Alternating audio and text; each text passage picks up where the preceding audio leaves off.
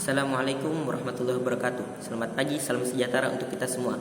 Terhormat Dewan Juri LDBI 2022 serta para peserta yang telah mengikuti LDBI 2022. Saya Ahmad Faris Alzabar dari SMA Al-Herat Kabupaten Tanah Tidung, kelas 10 MIPA 1, Provinsi Kalimantan Utara.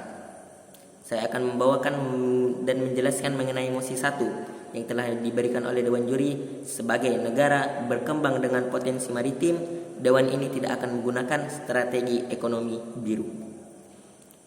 Pengertian negara maritim. Negara maritim adalah julukan untuk negara yang sebagian besar wilayahnya adalah perairan atau lautan. Anda pastinya juga sudah sering mendengar pengertian atau Anda juga sudah sering mendengar bahwa Indonesia adalah negara maritim. Pengertian negara maritim secara sederhana dapat diartikan sebagai negara yang dikelilingi oleh laut atau perairan yang sangat luas. Negara maritim adalah suatu negara yang memiliki area laut yang lebih luas daripada daratan sebagai bagian dari wilayahnya.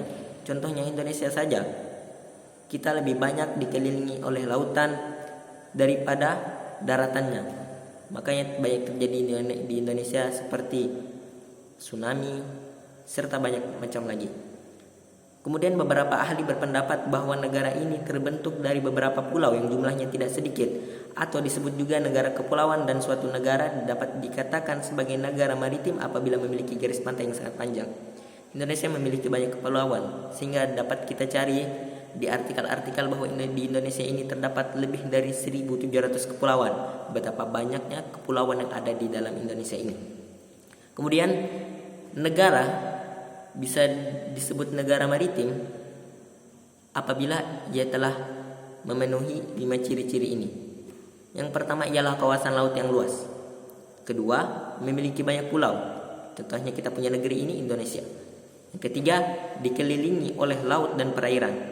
Keempat, mata pencaharian penduduk berhubungan dengan laut. Misalnya seperti nelayan atau orang yang mengantarkan dari suatu tempat ke tempat yang lain dengan jasa pelabuhan, atau menjala ikan atau mencari ikan, dengan banyak sekali hal lain yang bisa dilakukan untuk sebagai mata pencaharian yang ada di laut. Kemudian yang kelima ialah sumber daya laut yang sangat besar. Maritim dalam Kamus Besar Bahasa Indonesia atau KBBI dapat diartikan sebagai berkenaan dengan laut, berhubungan dengan pelayaran dan perdagangan yang ada di dalam laut. Ekonomi biru adalah pemanfaatan sumber daya laut yang berwawasan lingkungan untuk mendukung pertumbuhan ekonomi, kesejahteraan, dan mata pencaharian sekaligus pelestarian ekosistem yang ada di laut. Kemudian istilah ekonomi biru. Dari mana sih berasal ekonomi biru? Ekonomi biru pertama kali diperkenalkan pada tahun 2010 oleh seseorang bernama Gunther Pauli melalui karyanya yang berjudul The Blue Economy, 10 Years, 100 Innovation, 100 Million Jobs. Kemudian ekonomi biru menerapkan logika ekosistem, yaitu ekosistem yang selalu bekerja menuju tingkat efisiensi lebih tinggi untuk mengalirkan nutrien dan energi tanpa limbah untuk memenuhi kebutuhan dasar bagi semua kontributor dalam suatu sistem. Selanjutnya, ekonomi biru menitik beratkan pada inovasi dan kreativitas yang meliputi variasi produk, efisiensi sistem produk, dan penataan sistem manajemen sumber daya alam. Kemudian ekonomi biru berkembang dan sering dikaitkan dengan perkembangan pesisir pantai, pesisir pulau, pesisir daratan, dan banyak lagi.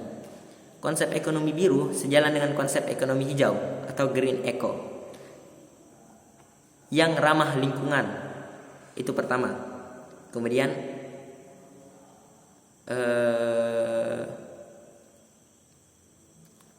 difokuskan pada negara-negara berkembang dengan wilayah perairan yang biasa dikenal dengan Small Island Development States atau SIDS. Ekonomi biru dalam hal ini ditujukan untuk mengatasi atau mengurangi kemiskinan, kelaparan, menciptakan kehidupan laut yang berkelanjutan, mengurangi risiko bencana di daerah pesisir, dan mitigasi serta adaptasi perubahan iklim. Itu saja dari saya, sekian. Saya Ahmad Faris Alzabar. Apabila ada perkataan yang kurang berkenan di hati, atau ada ucapan atau ada perbuatan yang kurang mengenakan, saya mohon maaf. Wabillahi wa taufiq wal hidayah. Assalamualaikum warahmatullahi wabarakatuh.